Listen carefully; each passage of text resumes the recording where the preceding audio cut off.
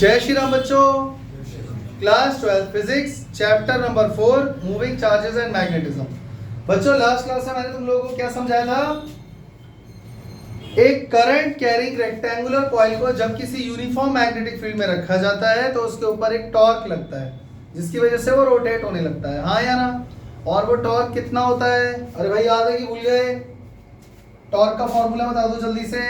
NIBA cos theta या फिर NIBA sin alpha.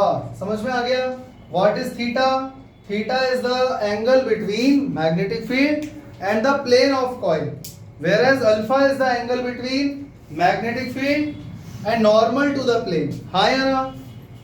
अरे भाई याद है, भूल गए? चले आगे। तो आज हम लोग क्या पढ़ने वाले हैं? आज हम लोग एक छोटा सा टॉपिक पढ़ने जा रहे हैं जिसका नाम है मैग्नेटिक मूवमेंट। Magnetic movement. बच्चों वैसे तो ये जो टॉपिक है ये चैप्टर 5 में आएगा, जो नेक्स्ट चैप्टर है मैग्नेटिज्म एंड मैटर उसमें आएगा, लेकिन फिर भी एक छोटा सा इंट्रोडक्शन मैं यहाँ पर भी तुमको दे रहा हूँ क्योंकि इस चैप्टर के अंदर से भी क्वेश्चन वो पूछ लेता है कई बार। समझ में आया? इसको समझने से पहले मुझे ये बताओ बच्चों, तुम लोगों को डाइपोल मूवमेंट याद है कि भूल गए? डाइपोल मूवमेंट याद है या भूल गए? क्या होता था डाइपोल मूवमेंट में? एक पॉजिटिव और नेगेटिव चार्ज हुआ करता था। इसका चार्ज प्लस क्यू, इसका minus Q, separated by distance 2a। तो डाइपोल मोमेंट P कैसे फाइंड करते थे हम लोग? Either charge multiply by distance of separation, हाँ या ना? और बच्चों इसकी डायरेक्शन क्या हुआ करती थी? Negative to positive. याद है? इतना तो याद होगा।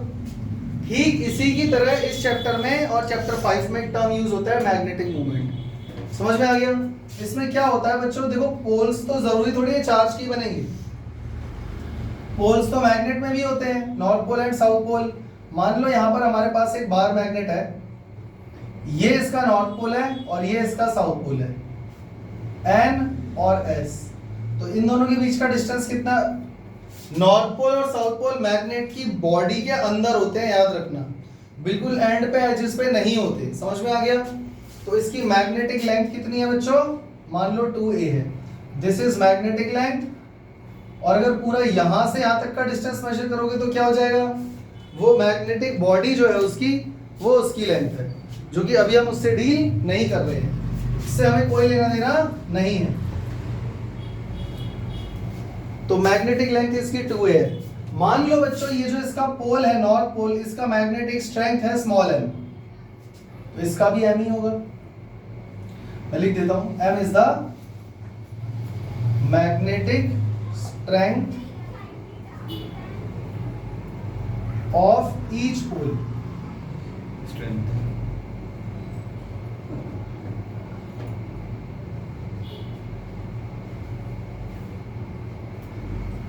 टू ए क्या है बच्चों? Distance between two poles, north pole and south pole. समझ में आ गया? या हम इसको मैग्नेटिक लेंथ भी लिख सकते हैं, मैग्नेटिक लेंथ। तो यहां पर मैग्नेटिक मूवमेंट क्या होगा उसको देख करके जरा दिमाग लगाओ। मैग्नेटिक मूवमेंट क्या होगा? Magnetic strength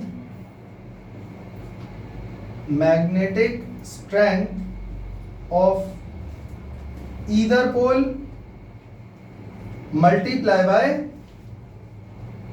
magnetic length. समझ में आ गया? तो मैग्नेटिक मूवमेंट को कैपिटल M से डिनोट करते हैं और ये किसके इक्वल आ जाता है? M into 2a। और इसकी डायरेक्शन क्या होती है बच्चों?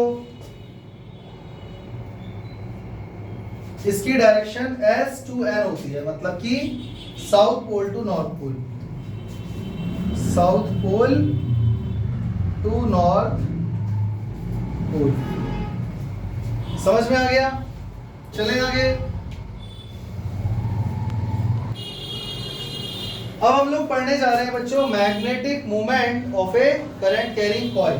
Magnetic movement of A current carrying coil. मान लो कोई करंट कैरिंग कॉइल है तो उसका मैग्नेटिक मूवमेंट कितना होगा। तो बच्चों मेरी बात जरा ध्यान से सुनो, मैग्नेटिक मूवमेंट तो हमेशा मैग्नेट का होता है, हाँ या ना। मैग्नेटिक मूवमेंट के लिए दो पोल तो चाहिए ना, नॉर्थ पोल साउथ पोल, उसके लिए बार मैग्नेट चाहिए या कोई भी मैग्नेट चाहिए। तो आपने मैग्नेट तो लिया नहीं, उल्टा आपने करंट कैरिंग कॉइल लिया है। क्या इसमें कोई बार मैग्नेट जैसा या दो पोल्स बन भी रहे हैं? पहले ये सोचो, समझ पा रहे हो मेरी बात? तो बच्चों इसको समझने के लिए पहले एक डायग्राम बनाते हैं। मान लो ये करंट कैरिंग कॉइल है और इसमें करंट फ्लो हो रहा है ऐसे, ये इधर से जा रहा है, इधर से घूम के ऐसे जा रहा है। समझ पा रहे हो? इसका मैग्नेटिक फील्ड कैसा होगा? राइट हैंड थंब रूल लगा के जल्दी बता दो। अगर इसमें करंट इस ब्रांच में इधर जा रहा है तो सेंटर से मैग्नेटिक फील्ड ऊपर आ रहा होगा, और इसमें करंट उस साइड से जो, समझ में आ रहा है इस साइड उस साइड कौन सा है? क्योंकि कई बार इसमें भी दिक्कत हो जाती है, तो मैं थोड़ा छोटा एरो बना देता हूँ और ये थोड़ा बड़ा एरो बना देता हूँ। अब तो ठीक है ना, क्योंकि इसका मतलब है ये हमारे पास से जा रहा है और वो उधर पीछे से दूर से जा रहा है। तो इसमें करंट अगर इधर जा रहा है तो मैग्नेटिक फील्ड सेंटर से ऊपर जा रहा होगा, और उसमें मैग्नेटिक फील्ड चेक करो ऐसे जाकर सेंटर से निकल के ऊपर आ रहा होगा। राइट हैंड थंब रूल तो आता होगा लगा ना। तो बच्चों मुझे बस इतना बता दो कि इसमें करंट मान लो अगर आई फ्लो हो रहा है तो सेंटर पर मैग्नेटिक फील्ड कहाँ जा रहा है? डायरेक्शन पूछ रहा हूं, मैग्नीट्यूड नहीं। सेंटर पे मैग्नेटिक फील्ड ऊपर की तरफ जा रहा है, हाँ या ना? और इसके आजू बाजू में देखोगे तो आपको ऐसा नजर आएगा। सही है गलत है? मतलब नीचे से एंटर हो गए पूरा ऊपर की तरफ ऐसे निकल रहा है जाके, यही हो रहा है ना भाई? यही हो रहा है ना? चेक करो, अगर मैग्नेटिक फील्ड सेंटर से निकलकर ऊपर जा रहा है तो मैग्नेटिक फील्ड लाइंस कहां से निकलती हैं? नॉर्थ पोल से, और एंटर कहां पर करती हैं? साउथ पोल में। बार मैग्नेट तो देखा होगा जिंदगी में, बार मैग्नेट में मैग्नेटिक फील्ड लाइंस निकलती कहां से हैं? नॉर्थ पोल से बाहर की तरफ। साउथ पोल में तो एंटर करती हैं। तो वही दिमाग यहाँ पे लगाओ, मैग्नेटिक फील्ड नीचे से एंटर हो रहा है, ऊपर से निकल रहा है। कहीं ये नॉर्थ पोल की तरह बिहेव तो नहीं कर रहा, कहीं ये साउथ पोल की तरह बिहेव तो नहीं कर रहा। क्या इसके सेंटर में कोई बार मैग्नेट तो नहीं है? वैसे हकीकत में तो नहीं है, पर उसके जैसा तो बन गया। अगर बार मैग्नेट बन गई तो उसका कोई डाइपोल मोमेंट होगा या नहीं होगा? मेरी बात समझ में आई या नहीं? पहले इतना बता दो। आ गई? हम क्या फाइंड कर रहे हैं? Magnetic movement due to a current carrying coil. समझ में आ गया? और करंट कैरिंग कॉइल का डाइपोल मोमेंट क्यों बन रहा है? क्योंकि वो बार मैग्नेट तो नहीं है। तो वही मैं तुम्हें समझा रहा था, उसके जो सेंटर पे एक्सिस पे बार मैग्नेट है, उसके सेंटर पे बार मैग्नेट जैसा बन रहा है। समझ में आ गया? तो मान लेते हैं let there is a coil, circular coil of radius r having current I, then whose area is capital A, then तो तुम्हें याद रखना है इसका मैग्नेटिक मूवमेंट होगा I into A। खत्म। देखो मैं अभी तुम्हें कोई डेरिवेशन नहीं बता रहा, नहीं समझा रहा, क्योंकि ये टॉपिक भी नेक्स्ट चैप्टर में चैप्टर 5 में आएगा। लेकिन मैं तुम्हें बार बार समझा रहा हूँ, यहाँ पर मैं ये चीज़ इसलिए बता रहा हूँ क्योंकि यहाँ से भी क्वेश्चन आ सकता है, तो आपको पता होना चाहिए, क्योंकि ये टॉपिक भी इसी चैप्टर से रिलेटेड है या नहीं? मैग्नेटिक करंट की वजह से मैग्नेटिक फील्ड प्रोड्यूस होना। समझ में आ गया? तो इसका मैग्नेटिक मोमेंट क्या होगा? I into A। समझ में आ गया बच्चों? अगर मान लो यहाँ पर let small n is the number of turns, तो उस केस में मैग्नेटिक मोमेंट कितना हो जाएगा? Ni। खत्म खेल। और डायरेक्शन भी पता होनी चाहिए कि नॉर्थ पोल कहाँ बन रहा है, साउथ पोल कहाँ बन रहा है। क्लियर हो गया? चले आगे। अगर मैं इससे रिलेटेड कुछ क्वेश्चन पूछूं बता दोगे? पक्का? बच्चों मान लो ये करंट कैरिंग कॉइल है, ये इसमें करंट है आई, सेंटर पे मैग्नेटिक फील्ड किस डायरेक्शन में होगा? राइट हैंड थंब रूल लगाओ, इधर सेंटर में, सेंटर से बाहर आ रहा है, बाहर आ रहा है वो डॉट बनाओगे, यानी हमारे फेस की तरफ नॉर्थ पोल है और बोर्ड के पीछे क्या है? South pole. अगर करंट की डायरेक्शन बच्चों अपोजिट कर दी जाए तो क्या होगा? राइट हैंड थंब रूल लगा लो। अब करंट नीचे सेंटर से मैग्नेटिक फील्ड अंदर जाएगा तो यहाँ पर क्या बनेगा? क्रॉस, यानी जिस साइड मेरा फेस है वहां साउथ पोल है और बोर्ड के अंदर ऑपोजिट साइड में क्या होगा? North pole. समझ में आ गया? चले आगे।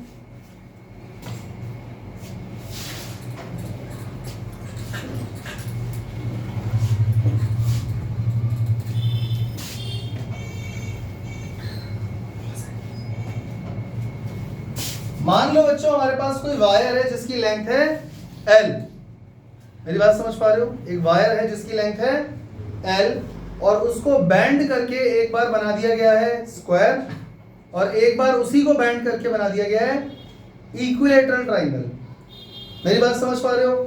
तो आपको मैग्नेटिक मोमेंट बताना है कितना हो जाएगा। मान लो बच्चों let there is a wire of length L which is bent या reshaped as follows।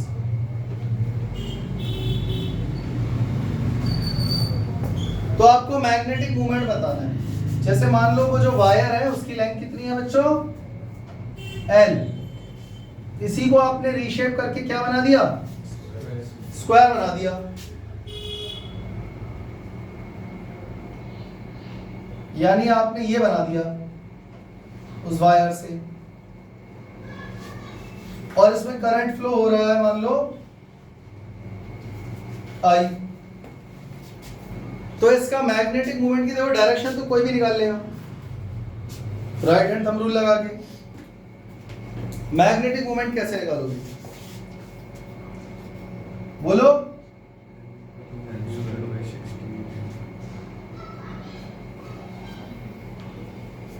I into ए तो लगाओगे, करंट हो गया I, एरिया हो गया A। तो एरिया कैसे फाइंड करोगे बच्चों? तो पहले ही दिमाग लगाओ, अगर मान लो इसकी साइड A है तो A की वैल्यू कितनी हो जाएगी? L/4, क्योंकि इसी के 4 टुकड़े करोगे इक्वल तभी तो स्क्वायर बनेगा। तो यहाँ पे एरिया की जगह क्या लोगे? A², यानी I मल्टीप्लाई बाय L/4 का होल स्क्वायर। तो ये आपके पास आ जाएगा IL² बाय, आ गया समझ में? और अगर इसमें नंबर ऑफ टर्न्स जितने भी दिए हैं 2, 4, 6, वो यहाँ से 16 को काटते रहेंगे या मल्टीप्लाई कर देना। NIL² divided by 16 for n turns. कोई दिक्कत? समझ में आ गया? चलें आगे। बस पढ़ लो। मान लो बच्चों इसी वायर को मैं रीशेप करके बना देता हूं इक्विलेटरल ट्राइंगल। तो मान लो ये रहा इक्विलेटरल ट्राइंगल। अब इसकी हर एक साइड की लेंथ कितनी हो जाएगी बच्चों? L/3 समझ में आ गया? तो इसका मैग्नेटिक मूवमेंट जल्दी बता दो। मैग्नेटिक मूवमेंट कौन बताएगा? अरे करंट इनटू एरिया है ना, तो करंट तो इसमें मान लो फ्लो कर रहा है I, ठीक है? तो I हो गया। एरिया कितना होता है इक्विलेटरल ट्रायंगल का? √3/4 मल्टीप्लाई बाय साइड स्क्वायर। मालूम है या नहीं? अगर नहीं मालूम तो बताओ, डिराइव करके दिखाऊं। √3/4 मल्टीप्लाई बाय साइड का स्क्वायर। इसकी साइड कितनी है?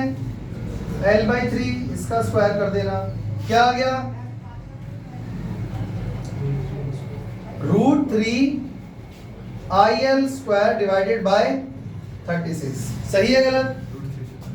नहीं, काटने की जरूरत ही नहीं है, फिर रैशनलाइज करना पड़ेगा। नहीं, नीचे क्या नीचे? नीचे सही नंबर आ गया। तो आ तो गया 36। और अगर n नंबर ऑफ टर्न्स होंगे तो आप क्या करोगे? फिलहाल यहाँ पे तो खैर n नंबर ऑफ टर्न्स अभी नहीं होने वाले, क्योंकि एक ही वायर से हमने एक ही इक्विलेटरल ट्रायंगल बनाया है। और अगर कभी ऐसा हो तो उसमें फिर n से मल्टीप्लाई कर देना बस। ये √3/4 साइड स्क्वायर समझ में आया या वो भी समझाऊं? इसको नहीं आया पूछ लो। मालूम है इक्विलेटरल ट्रायंगल का एरिया होता है √3/4 इनटू साइड स्क्वायर। चलें आगे बच्चों, अब हम एक नया टॉपिक स्टार्ट करने जा रहे हैं जिसका नाम है गैल्वेनोमीटर,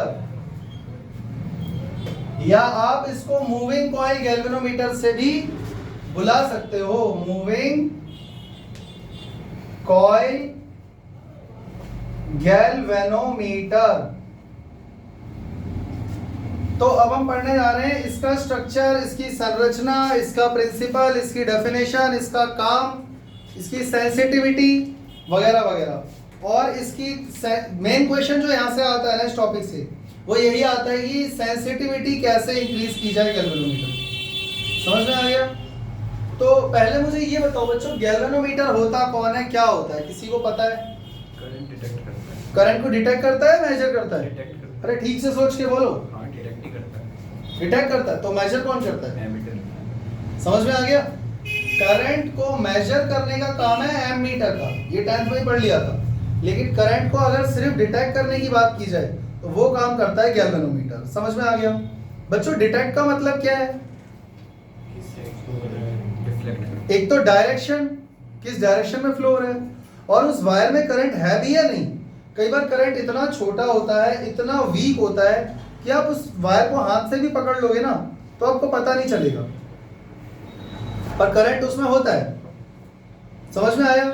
घर में फ्रिज वगैरह है, पहले वो लोहे की बॉडी वाले फ्रिज चलते थे, तो साइड में उसके करंट आता था। आप टेस्टर टच करोगे उसमें लाइट ग्लो होगी।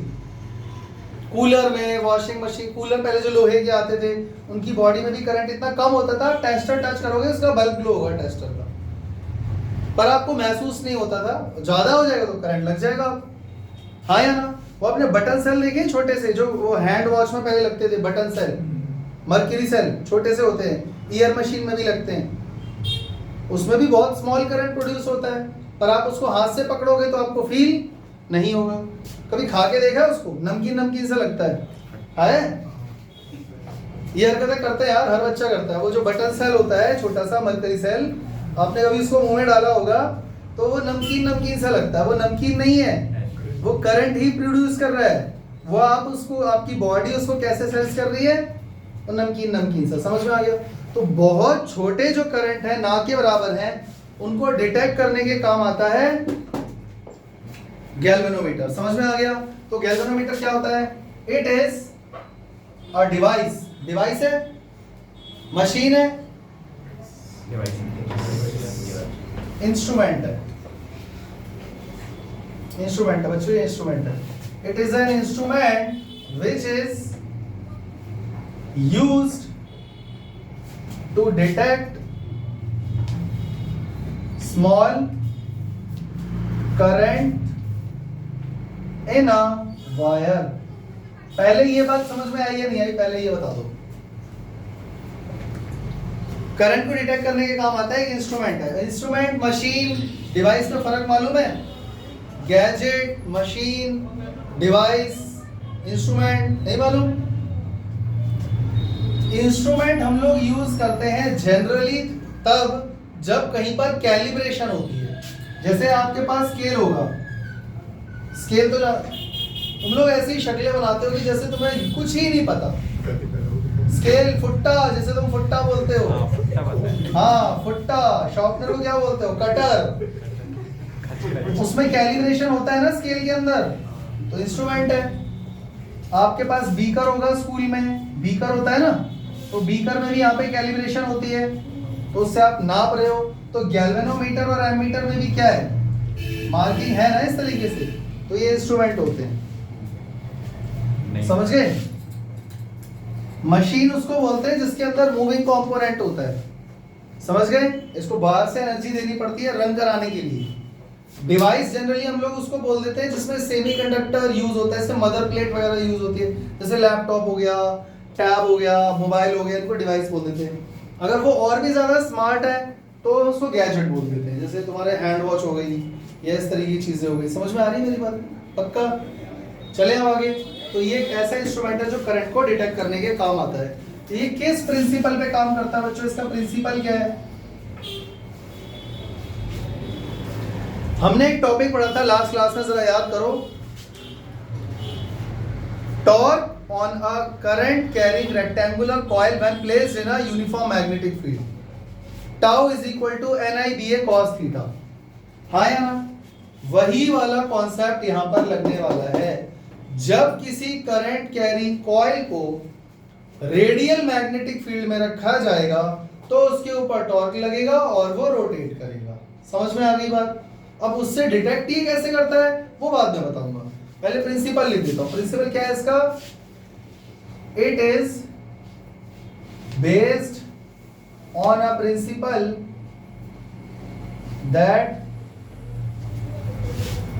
when a current carrying coil is placed in a radial magnetic field, it will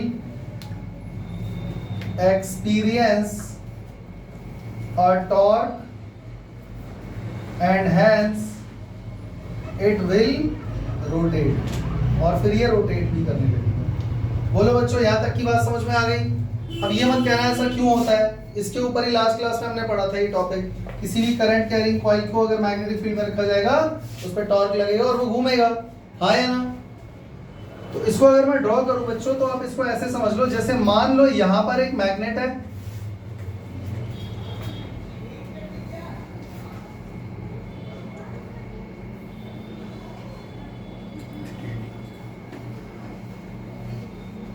समझ पा रहे हो?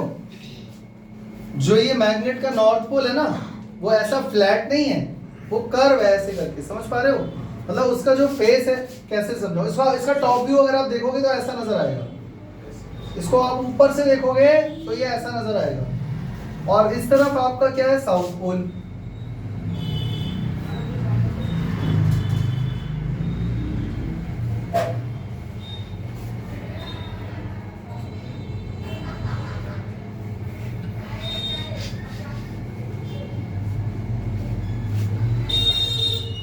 समझ पा रहे हो? ये है नॉर्थ पोल और ये है साउथ पोल। तो एक बहुत ही स्ट्रॉन्ग मैग्नेट मैंने तैयार नहीं कर लिया। और इसके बीच में बच्चों क्या रखा हुआ है? ये फिगर मुझे ना थोड़ा सा ऐसे बनाना चाहिए था। एक सेकंड बच्चों,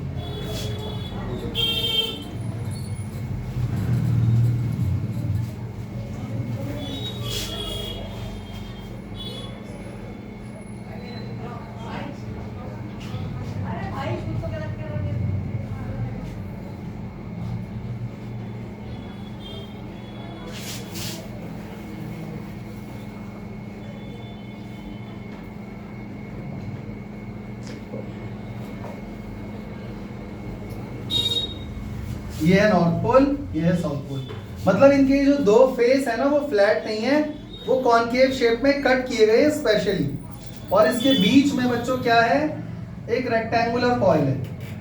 आपको यहाँ पे एक रेक्टेंगुलर कॉइल नजर आ रही है कि नहीं? अरे वही रेक्टेंगुलर कॉइल जो लास्ट क्लास में पढ़ा था हमने, PQRS, वही है ये। और इसके बहुत सारे नंबर ऑफ टर्न्स भी हैं। तो अगर बहुत सारे नंबर ऑफ टर्न्स बनाऊंगा तो ये कैसा नजर आएगा बच्चों?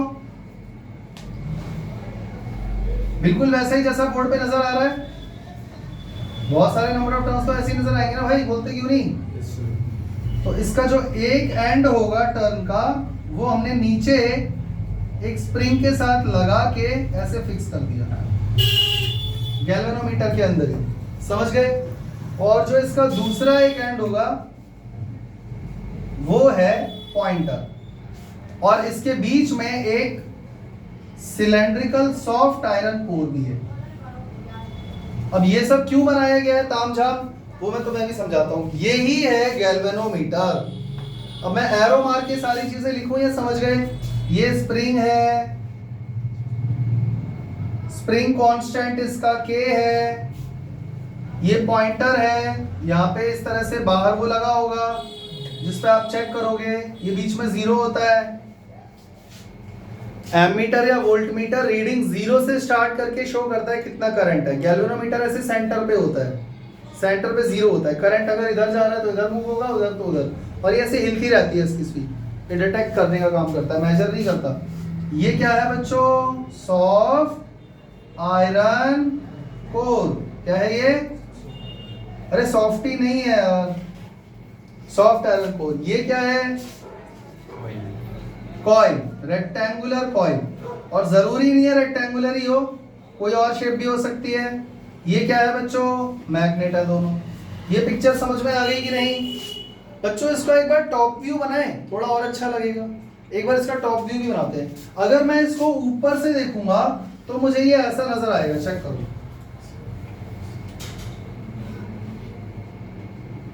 North pole. चेक करो, ये मैग्नेट आप ऊपर से देखोगे ऐसी नजर आएगी। इसके ठीक सामने आपको साउथ पोल ऐसा नजर आएगा। सही है। ये कॉइल, ये रेक्टेंगुलर कॉइल ऐसी ही है। आप ऊपर से देखोगे तो क्या नजर आएगा? खाली एक लाइन। क्या नजर आएगी आपको? एक बहुत सारी ऐसी ऐसी लाइनें, क्योंकि बहुत सारे नंबर ऑफ टर्न्स हैं। और इसके अंदर एक सॉफ्ट आयरन कोर रखा हुआ है सिलेंड्रिकल फॉर्म में। तो जब ऊपर से देखोगे तो वो सॉफ्ट आयरन कोर आपको कैसा नजर आएगा? ऐसा। हाँ या ना? नहीं आ रहा समझ में? ये लाइन समझ में आ रही है? कौन है ये? वही रेक्टेंगुलर कॉइल का टॉप व्यू है, तो आपको ये नजर आएगा खाली। ये आपका सॉफ्ट आयरन कोर है। तो मैग्नेटिक फील्ड कुछ इस तरीके से बनेगा।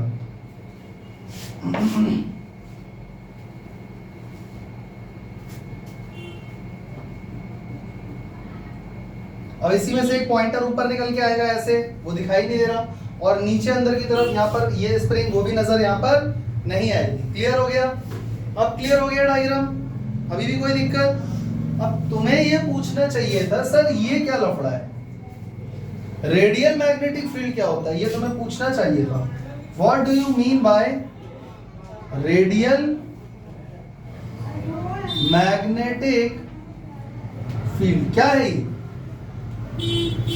रेडियल मैग्नेटिक फील्ड एक ऐसा मैग्नेटिक फील्ड है जो जानबूझकर कुछ ऐसा अरेंजमेंट किया गया है कि वो मैग्नेटिक फील्ड हमेशा कॉइल के अंदर से परपेंडिकुलरली पास हो, या ये कहो कि ज्यादा से ज्यादा मैग्नेटिक फील्ड लाइंस कॉइल के अंदर से होकर निकलें। मेरी बात समझ में आई? हमने एक टॉपिक पढ़ा था ना लास्ट क्लास में, torque on a current carry coil when placed in a uniform magnetic field. तो भैया मैग्नेटिक फील्ड मान लो इस रूम में है, मान लो मैग्नेटिक फील्ड यहां से इधर जा रहा है और ये मैंने बीच में कॉइल लगा दी, तो क्या सारा मैग्नेटिक फील्ड इसी के अंदर से जा रहा है? थोड़ा बाहर से भी जा रहा होगा, इधर से भी जा रहा होगा, ऊपर से नीचे से। यानी कि हमें वो मैग्नेटिक फील्ड जो इधर उधर से जा रहा है वो वेस्ट नहीं करना है। हम चाहते हैं सारा मैग्नेटिक फील्ड कॉइल के अंदर से होकर गुजरे। समझ में आ गया?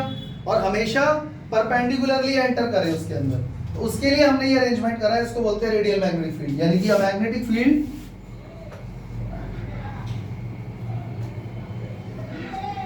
which is always perpendicular to coil and passes through the coil।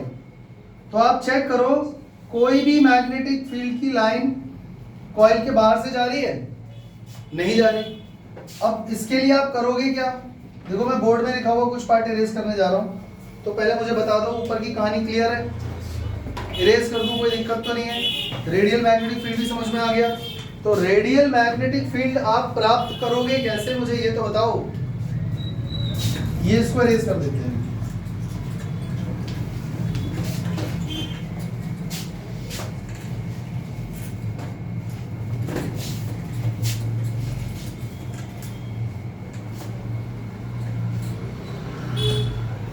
How will you get radial magnetic field? तो सबसे पहले हम क्या करेंगे, cut the faces of magnet in shape of concave. हम कॉनकेव शेप में इनके दोनों के फेस कट कर देंगे। क्योंकि चेक करो ये दोनों अगर फ्लैट होते, मान लो ये नॉर्थ पोल है ये साउथ पोल है, तो मैग्नेटिक फील्ड लाइन सीधा सीधा जाएगा, तो उसको कॉइल से मतलब ही नहीं है, उसके बाहर से भी जा सकता है ना।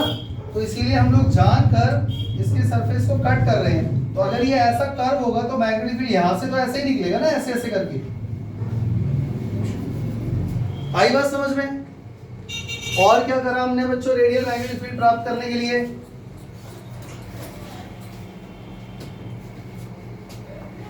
मैग्नेटिक मटेरियल जानते हो, मैग्नेटिक सब्सटेंस वो सब्सटेंस होते हैं जो मैग्नेट की तरफ अट्रैक्ट होते हैं। आयरन, कोबाल्ट, निकल, हाँ या ना?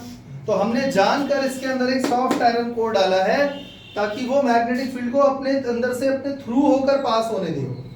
अगर मान लो बाई चांस इधर उधर से जा भी रहा हो तो वो उसके अंदर से होकर जाए, बाहर से नहीं। आई बात समझ में? तो हमने यहां पर क्या करा, put the place a soft iron core inside the coil। और इसमें भी याद रखना बच्चों, सॉफ्ट आयरन कोर जो है उसकी शेप क्या होनी चाहिए है? किसने बोला सिलेंड्रिकल? किसने बोला? हाँ तो ठीक बोला, गलत तो कुछ भी नहीं है। सिलेंड्रिकल सॉफ्ट आयरन कोर आप तब लोगे जब आपकी कॉइल रेक्टेंगुलर होगी, रेक्टेंगुलर कॉइल होगी। समझ में आ गया? पर बच्चों क्या जरूरी है कॉइल हमेशा रेक्टेंगुलर ही हो सकता है स्फेरिकल कॉइल हो, गोल गोल हो, सॉरी सर्कुलर कॉइल हो। तो उस केस में आप लोग सॉफ्ट आयरन कोर कैसा लोगे? दिमाग लगाओ यहाँ पे, स्फेरिकल गोल बॉल जैसा। तो ऐसा तब करोगे जब सर्कुलर कॉइल होगी। ये समझ में आ गया? चलें आगे, इसको इरेज कर दूं।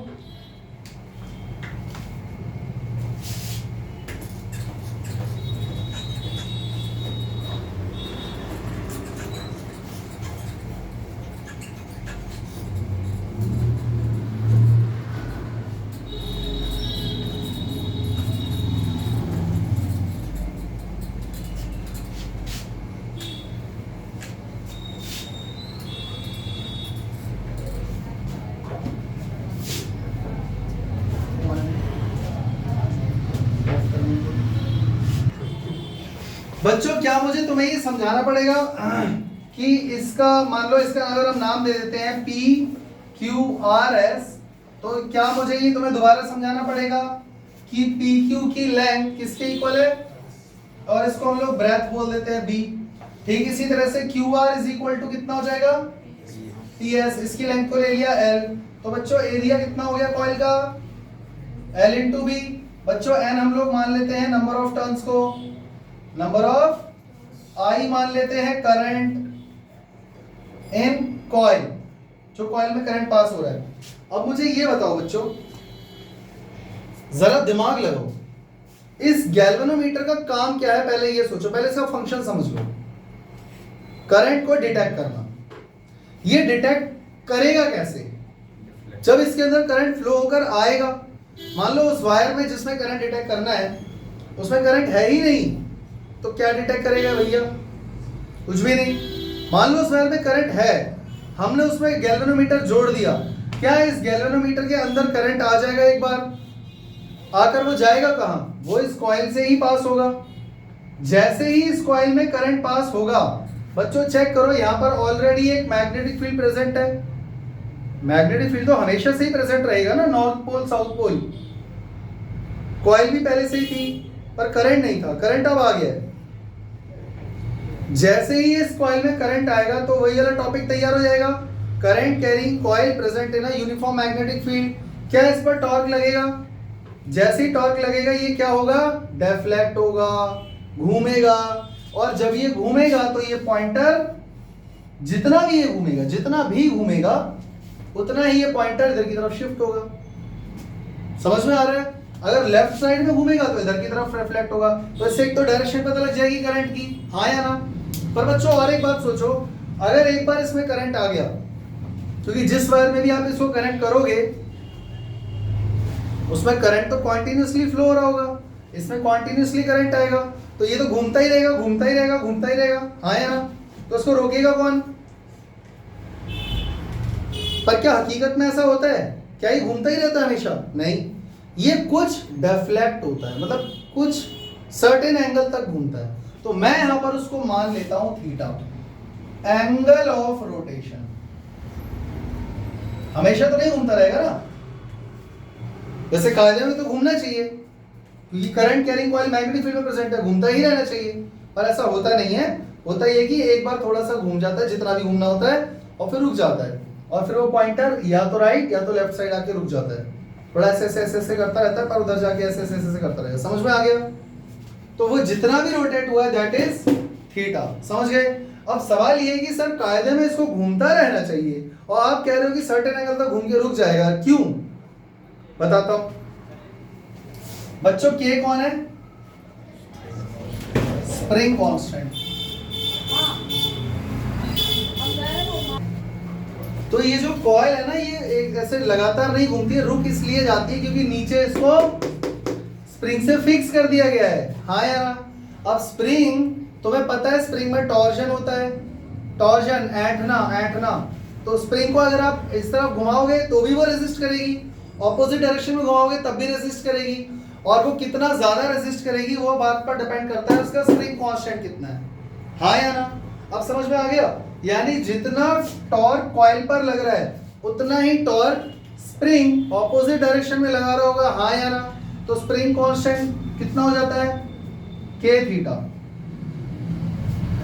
सॉरी, स्प्रिंग कांस्टेंट तो के है, थीटा वो अगर एंगल से डिफ्लेक्ट होती है तो स्प्रिंग का जो टॉर्क जनरेट होगा दैट विल बी के थीटा, और वो इसमें हुए जनरेट टॉर्क का ऑपोजिट डायरेक्शन होगा। हाँ या ना? क्योंकि स्प्रिंग तो उसको रेजिस्ट कर रहा है ना, रोक रहा है ना, तो ऑपोजिट डायरेक्शन में प्रोड्यूस करोगे तभी तो रोकोगे किसी चीज को। नहीं आ रहा समझ में? नहीं आ रहा? स्प्रिंग को पकड़ के ऐसे ऐंठ हो, आप इधर ऐंठ रहे हो, स्प्रिंग ऑपोजिट डायरेक्शन में फोर्स नहीं लगा रही, तभी तो रोक पा रही है आपको। ऐसे कंप्रेस नहीं करने को बोल रहा हूं, कंप्रेस का भी सोच लो, अगर आप इधर फोर्स लगा रहे हो, स्प्रिंग तो उल्टा ही लगा रही है ना, तभी तो रेजिस्ट करेगी स्प्रिंग। आई बात समझ में? तो ये हो गया तुम्हारा स्प्रिंग कांस्टेंट। अब मुझे जल्दी से ये बता दो बच्चों, torque generated in coil, coil में कितना जनरेट हुआ है टॉर्क? NIBA cos theta. हाँ या? तो बच्चों कितना हो जाएगा? Tau is equal to NIBA cos 0 degree. तो टॉर्क यहां पर आ जाएगा NIBA, क्योंकि रेडियल फील्ड की वजह से थीटा हमेशा 0 डिग्री ही रहेगा और अल्फा 90 डिग्री रहेगा। समझ में आ गया? तो ये टॉर्क जनरेट हुआ है कॉइल के अंदर, और इसी के ऑपोजिट डायरेक्शन में स्प्रिंग का टॉर्क,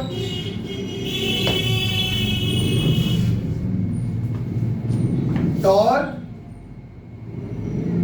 प्रोड्यूस्ड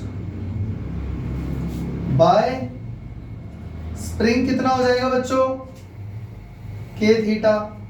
समझ में आ गया? अब आप चेक करो, ये दोनों टॉर्क एक दूसरे को अपोज कर रहे हैं या नहीं? तो डायरेक्शन की बात अगर ना की जाए, मैग्नीट्यूड की जाए, तो क्या ये दोनों इक्वल होंगे?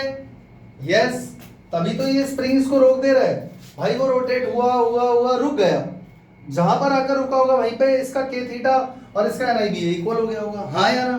तो अब आप चेक करो और थोड़ा सा दिमाग लगाओ, NIBA इज इक्वल टू क्या हो गया? के थीटा। तो अगर मैं चेक करूं, करंट इज इक्वल टू के अपॉन NBA थीटा हो जाएगा, और अगर मैं इस पूरे को G मान लूं तो I directly proportional to theta हो गया, यानी जल्दी बोलो। तो फिर यहां पर सर आपने G किसको माना? मैंने G इसको माना जो सर्कल के अंदर है, K अपॉन NBA, क्योंकि ये सारी चीजें तो कांस्टेंट है। चेक कर लो, एरिया फिक्स है, एरिया वेरिएबल थोड़ी ना कि बड़ा छोटा हो रहा है कॉइल का। मैग्नेटिक फील्ड जो भी है फिक्स है, नंबर ऑफ टर्न्स एक बार जितने फिक्स हो गए, बढ़ घट तो नहीं रहे, स्प्रिंग कांस्टेंट फिक्स है। तो इसको क्या बोलते हैं बच्चों? Galvanometer constant. और बच्चों दिमाग लगाओ, I directly proportional to theta सच में है भी या नहीं? हाँ है भैया, जितना स्ट्रॉन्ग करंट आएगा, जरा चेक करो, गैल्वेनोमीटर उतना ही ज्यादा डिफ्लेक्शन शो करेगा क्योंकि थीटा उतना ही बड़ा होगा। या आप ये भी बोल सकते हो theta directly proportional to I, current जितना ज्यादा आएगा उतना ही ज्यादा थीटा होगा, डिफ्लेक्शन होगा। नहीं आ रहा समझ में? आ गया समझ में? और बच्चों के क्या है, जो के है ना मैं तुम्हें बता देता हूं, के जो है सीधा सीधा सेंसिटिविटी पर अफेक्ट करता है। सेंसिटिविटी ऑफ गैल्वेनोमीटर वैसे तो बहुत सारी चीजों पर डिपेंड करती है, पर सेंसिटिविटी सीधा सीधा के पर भी डिपेंड करती है। पूछो कैसे? बच्चों मान लो के हुआ ज्यादा, तो इसका मतलब ये हुआ कि स्प्रिंग कैसी हुई? स्टिफ। अगर स्प्रिंग स्टिफ है, रिजिड है, सॉलिड है, हार्ड है, रफ है, समझ पा रहे हो, कड़क है, तो क्या वो रोटेट होगी? जब वो खुद ही रोटेट नहीं होगी किसी भी कीमत पे, तो क्या वो कॉइल को रोटेट होने देगी? पहले तो कॉइल फिर भी थोड़ी रोटेट हो रही थी और रुक जा रही थी क्योंकि ये स्प्रिंग उसको रोक रहा है। लेकिन अगर स्प्रिंग बहुत ज्यादा, उसका के की वैल्यू बहुत ज्यादा हो गई, स्प्रिंग कांस्टेंट बहुत ज्यादा है, स्टिफ है स्प्रिंग, तो जरा सा भी नहीं घूमने देगी। और जब घूमने नहीं देगी तो डिफ्लेक्शन नहीं होगा। डिफ्लेक्शन नहीं होगा तो करंट को डिटेक्ट कैसे करोगे? मतलब वायर में करंट है, कॉइल में भी करंट आ गया, सब कुछ सही है, पर वो रोटेट नहीं हो पा रही, डिफ्लेक्शन नहीं शो कर पा रही। क्यों? क्योंकि स्प्रिंग उसको घूमने नहीं दे रहा। बात समझ में आ रही है? यानी अगर के की वैल्यू ज्यादा हुई तो सीधा सीधा सेंसिटिविटी ऑफ गैल्वेनोमीटर कम होगी, वो कम सेंसिटिव होगा। और हम चाहते हैं गैल्वेनोमीटर बहुत ज्यादा सेंसिटिव हो, इतना ज्यादा सेंसिटिव हो, इतना सेंसिटिव हो कि जरा सा भी करंट अगर उसके अंदर आया वो तुरंत डिफ्लेक्शन शो करने लग जाए। हाँ या ना? ये तो चाहते हैं हम, तभी तो हमने नंबर ऑफ टर्न्स बढ़ाए। अरे NIDA का मतलब यहाँ पर क्या है? n नंबर ऑफ टर्न्स ही तो है, तो टॉर्क n टाइम्स बढ़ गया ना, जितने ज्यादा आपने नंबर ऑफ टर्न्स बढ़ाए। आपने रेडियल मैग्नेटिक फील्ड क्यों लिया? जरा सा भी लॉस ना हो मैग्नेटिक फील्ड का, सारा उसके अंदर से जाए। आपने सॉफ्ट आयरन कोर क्यों लिया? ताकि सारा मैग्नेटिक फील्ड उसके अंदर से होके जाए, कॉइल के अंदर से परपेंडिकुलरली। ये सब हम क्यों कर रहे हैं? सेंसिटिविटी बढ़ाने के लिए। सब कर लिया आपने, लेकिन स्प्रिंग ले लिया आपने स्टिफ, तो सेंसिटिविटी बढ़ेगी या घटेगी? आगे बात समझ में? स्प्रिंग तो देखी होगी, वो भी समझाना पड़ेगा। वो बॉल पेन में स्प्रिंग आती है छोटी सी, देखी है? वो सॉफ्ट होती है, वहां से दब जाती है।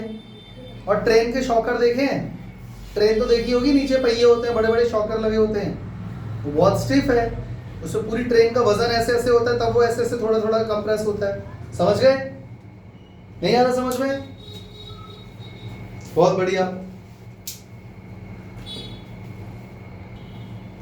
तो बच्चों बात समझ में आ गई? कुल मिला के हम गैल्वेनोमीटर से क्या चाहते हैं कि सेंसिटिव हो। किसको लेकर? करंट को लेकर। जरा सा भी करंट उसमें जाए तो इसके अंदर खलबली मच जाए। समझ में आ रहा है? क्योंकि जरा सा भी करंट इस कॉइल में गया तो उसमें नंबर ऑफ टर्न्स इतने ज्यादा हैं कि जो भी टॉर्क लगेगा वो n टाइम्स बढ़ जाएगा, ताकि ज्यादा टॉर्क लगे, ज्यादा तेजी से जल्दी रोटेट हो और जल्दी से हमें पॉइंटर हिलता हुआ दिखे। यही तो चाहते हो। तो इसीलिए हम यहाँ पर स्प्रिंग कैसी यूज करेंगे? जो बहुत ही सॉफ्ट होगी। और क्या क्या करेंगे? मतलब कहने का मतलब ये है कि हाउ टू मेक या how to increase the sensitivity of galvanometer. Question बच्चों यहीं से आता है एग्जाम में। गैल्वेनोमीटर की सेंसिटिविटी आप कैसे बढ़ाओगे? जल्दी बोलो। तो बच्चों सेंसिटिविटी सीधा सीधा किस पर डिपेंड कर रही थी? के पे। तो बताओ बच्चों के का फॉर्मूला क्या हो गया? NIBA, सॉरी मैंने शायद गलत कर दिया है। थीटा का फॉर्मूला निकालो यहां से। थीटा, हम डिफ्लेक्शन बढ़ाना चाहते हैं, sensitivity in terms of deflection हमको ज्यादा चाहिए। तो थीटा इज इक्वल टू कितना हो जाएगा? NIBA अपॉन में K। सही है गलत? अब आप खुद दिमाग लगा लो। सेंसिटिविटी अगर आपको बढ़ानी है, थीटा आपको ज्यादा चाहिए, डिफ्लेक्शन आप ज्यादा चाहते हो थोड़े से भी करंट से, तो आप यहां पर देखो और बताओ क्या क्या करोगे। नंबर 1, हम n को इंक्रीज करेंगे, मतलब कि हम नंबर ऑफ टर्न्स को बढ़ा देंगे। हाँ या ना? पर बच्चों इसका ये मतलब नहीं है कि तुम यहाँ पे नंबर ऑफ टर्न्स को लाखों करोड़ों कर दोगे, क्योंकि बहुत ज्यादा नंबर ऑफ टर्न्स हो गए तो बल्कि हो जाएगा, भारी हो जाएगा। भारी हो जाएगा तो खुद ही इतना भारी है कि घूम ही नहीं पा रहा बेचारा। तो नंबर ऑफ टर्न्स को बढ़ाओगे पर एक लिमिटिंग वैल्यू तक। और क्या दिख रहा है बच्चों, चेक करो। अगर आपको थीटा इंक्रीज करना है तो एन इंक्रीज कर दिया। करंट हमारे हाथ में नहीं है, करंट तो बाहर से आ रहा है जो डिटेक्ट करना है। बी, मैग्नेटिक फील्ड को बढ़ाओगे, हाँ या ना, इंक्रीज द मैग्नेटिक फील्ड। पर बच्चों मैग्नेटिक फील्ड को बढ़ाओगे कैसे? उसके लिए मैंने तुम्हें बहुत सारे तरीके बताए थे। आप यूज करोगे हॉर्स शू मैग्नेट, आप यूज करोगे कॉनकेव कट फेसेस मैग्नेट। आप मैग्नेटिक फील्ड नहीं बढ़ाना चाहते हो, आप मैग्नेटिक फील्ड कॉइल से ज्यादा पास कराना चाहते हो, तो आप क्या करोगे, आप यूज करोगे सॉफ्ट आयरन कोर, है ना। और क्या करोगे बच्चों, बस यही करोगे। समझ में आ गया? स्ट्रॉन्ग मैग्नेट यूज करोगे, मतलब कि आप क्या यूज करोगे, स्ट्रॉन्ग मैग्नेट यूज करोगे, एक बार वो फिक्स हो जाएगा वहां पे। और बच्चों चेक करो, ये इंक्रीज कर दिया, ये इंक्रीज कर दिया, हम बच्चों एरिया को भी क्या कर देंगे, इंक्रीज कर देंगे। पर बच्चों एरिया कोई लिमिटेड वैल्यू तक ही तो इंक्रीज करोगे, या आप गैल्वेनोमीटर के अंदर इतनी बड़ी कॉइल लगा दोगे, बोर्ड जितनी, इतनी बड़ी अगर कॉइल लगा दिया आपने तो गैल्वेनोमीटर फिर कितना बड़ा बनेगा, फिर लैब के अंदर 2 बंदे कंधे पे रख के उसको लेके आने के लिए चाहिए, दिक्कत होगी ना। तो यानी एरिया बढ़ाना है पर एक लिमिटेड वैल्यू तक ही बढ़ा पाओगे आप, उससे ज्यादा नहीं। और चौथी चीज के जितना कम होगा थीटा उतना ही ज्यादा होगा, यानी चौथी चीज क्या होगी बच्चों, के। तो हम इसके लिए क्या यूज करेंगे बच्चों, के को हम करना चाहते हैं डिक्रीज, उसके लिए हम क्या यूज करेंगे, सॉफ्ट स्प्रिंग। सॉफ्ट स्प्रिंग किससे बनती है बच्चों, या तो क्वार्ट्ज या फिर फॉस्फोर ब्रॉन्ज, ये एक अलॉय होता है, इससे बनाते हैं। समझ में आ गया कि नहीं, समझ में आ गया? तो ये पूरी गैल्वेनोमीटर की कहानी हो गई, ये कैसे काम करता है, इसकी सेंसिटिविटी कैसे इंक्रीज करनी है, यहां से क्वेश्चन आता है। गैल्वेनोमीटर कांस्टेंट क्या होता है, स्प्रिंग कांस्टेंट क्या होता है, मैंने तुम्हें सारी चीजें बता दी हैं, ठीक है। नेक्स्ट क्लास में हम पढ़ेंगे शंट, एमीटर, वोल्ट मीटर, और इसके साथ चैप्टर हो जाएगा खत्म। सबको समझ में आ गया? ये सारा नोट डाउन करके कॉपी में याद कर लेना, लिख लेना। मिलते हैं अगली क्लास में, तब तक के लिए जय हिंद, जय श्री राम।